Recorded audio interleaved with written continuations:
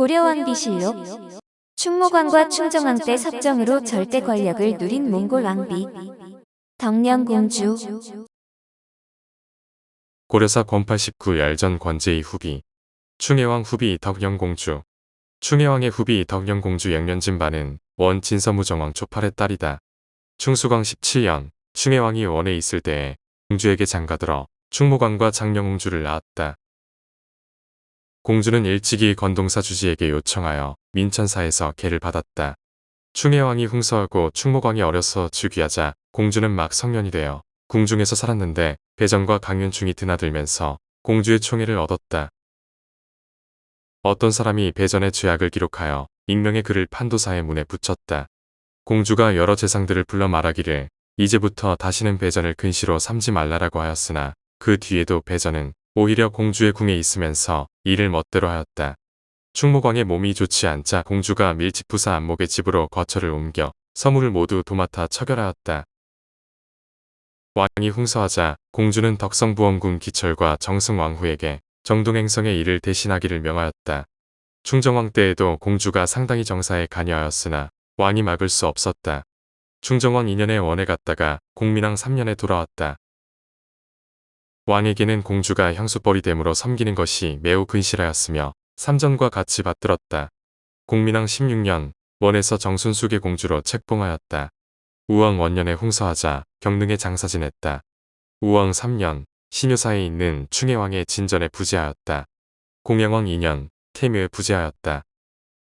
덕령공주는 고려의 제28대 국왕 충혜왕의 일비이자 제29대 국왕 충무광의 모후인데 이름은 1인 친발이며 원나라 진서무정왕 초베르의 딸입니다.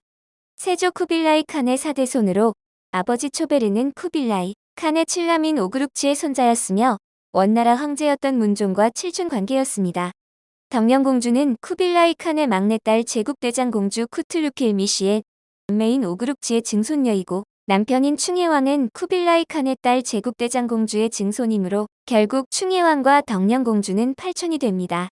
덕령공주는 충혜왕이 원나라에 체류하던 1330년에 그와 혼인해 같은 해에 고려로 들어왔는데 당시 충혜왕은 16세였고 덕령공주의 나이는 언급되지 않으나 적으면 10대 초반, 많아야 10대 후반으로 보입니다. 시아버지인 충수광은 원황실과 가까운 인척도 큰 공로도 없어 원나라에서의 지위가 낮은데 사촌인 신왕 왕고가 고려 국왕 자리까지 노리자 견제의 일환으로 세자왕정과 원나라의 왕녀를 결혼시킨 것으로 보입니다. 원나라에서 배우자로 덕령공주를 지정한 구체적인 이유는 알 수 없는데 공주의 아버지 초베르는 결혼 당시 원황제였던 문종과 칠촌으로 먼 편이었고 주류인 세조 쿠빌라이 칸의 장남친 김황태자 계열도 아니었습니다. 그러나 초베르는 제3대 원무종 때부터 문종 시대에 이르기까지 30여 년에 걸쳐 각지의 반란군을 토벌하는 무공으로 황실의 신임을 얻은 인물이었습니다. 그러나 덕령공주 집안의 위세는 오래가지 못했는데 아버지인 진서무정왕 초베르가 운남 회복 얼마 후 죽었기 때문으로 덕령공주가 고려에 온 1330년 7월로부터 1년도 채 안 되었던 때로 보입니다. 진서무정왕의 봉토를 이어받은 남자 형제는 1335년 반란을 토벌하다 전사했고 서평왕의 봉해진 형제는 다음에 그 아들이 서평왕의 인을 받았다는 것으로 보아 얼마 안 가 사망한 것으로 보입니다. 따라서 덕령공주는 결혼한 지 5에서 6년 만에 집안의 기반인 아버지와 형제들을 모두 잃어버린 셈으로 덕령공주의 고려에서의 권세가 제국대장공주나 개국대장공주보다 적은 상황을 만들었습니다. 충혜왕과는 13년 동안 부부로 지냈고 충무광과 장령공주 등 일남 일녀를 보았는데 이들 사이가 좋았는지 나빴는지는 기록이 없어 알 수가 없지만 다른 고려인 왕비들과 별다른 트러블은 없었습니다.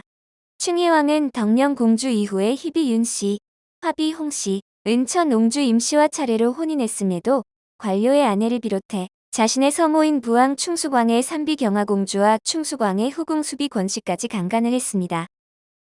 특히 1339년 8월의 경화공주 강간 사건은 심왕파인 조적의 반란이 발생하는 원인이 되었지만 덕령공주가 이를 불쾌하게 여겼거나 따진 적은 없었습니다. 경화공주가 충혜왕의 측근인 정천기를 정동행성에 감금하자 덕령공주는 그를 석방시켜 궁궐 내에 숨겨주었는데 이것은 덕령공주가 고려국 왕비 자리를 지키려면 남편을 감싸는 게 유리하다고 판단했을 것입니다. 아들 충무광이 아직 어리기 때문에 사적인 감정은 억눌렀다고 볼 수도 있는데 이런 이유 때문에 별다른 권세 없이 조용히 지냈지만 어린 아들 충무광이 즉위하자 친모이자 원나라의 왕녀였던 덕령공주가 부각됩니다. 충혜왕 폐위 당시 충무광은 원나라에 머물고 있었는데 환관 고용보에게 안겨 들어간 그에게 태종 토곤 테무르칸이 부모 중 누구를 배우겠느냐고 묻자 충무광은 어머니를 배우겠다고 대답했다고 합니다. 이에 황제는 충무광이 고려 국왕 자리를 물려받는 걸 허가했는데 원나라에서도 어리기는 하지만 원나라 공주가 낳은 아들이 왕위를 물려받는 게 낫다고 여긴 것으로 보입니다. 충혜왕이 폐위된 11월부터 충무광이 즉위한 다음해 2월까지 고려 국왕 자리는 비어 있었는데 충혜왕의 소원을 담당한 도치는 고용보에게 국사를 맡아보게 했으며 기철과 흥빈에게 정동행성의 일을 임시 주관하게 했습니다. 이 사람 중에서 가장 두드러진 자가 고용보로 그는 원나라 황제를 만나는 자리에 배석했고 황제의 총애를 받아 권세를 휘둘러 친왕과 승상도 절을 올릴 정도였다고 합니다. 고용보가 탄핵을 받아 금강산에 유배를 왔을 때도 충무광은 그와 원나라 조정을 위해 연회를 베풀었는데 이런 후대는 그를 통해 원나라와 긴밀한 관계를 유지하려는 덕령공주의 뜻이 있었을 것입니다.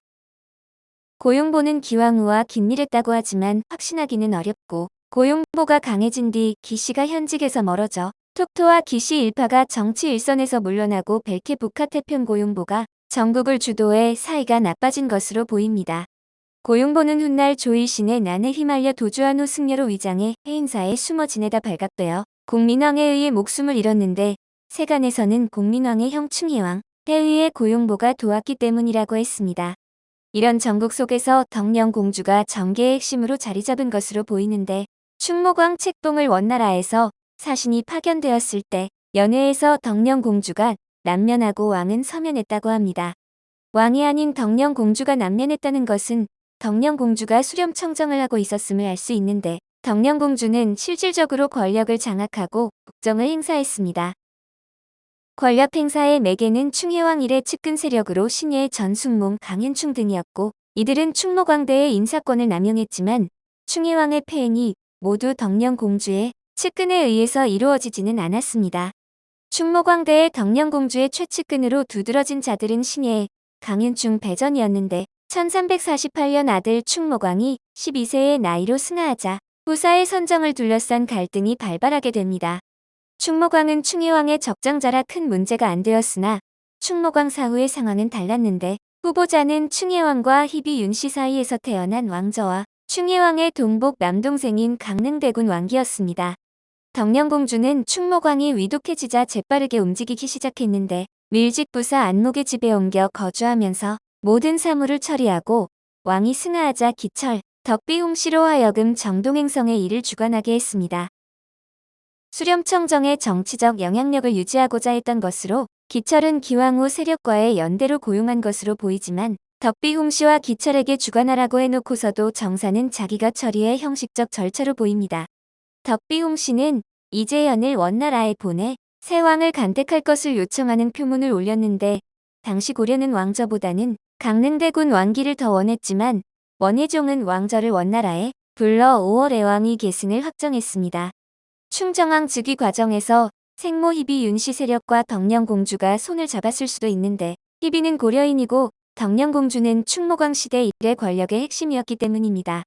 무튼 충정왕 시대 초에는 덕령공주의 정치적 위상은 전대에 버금갈 정도였는데 희비 윤씨 세력도 주요 관직의 포진에 영향력을 발휘했지만 이미 몇 년간 섭정을 했던 덕령공주의 권세는 더 우위였을 것으로 보입니다.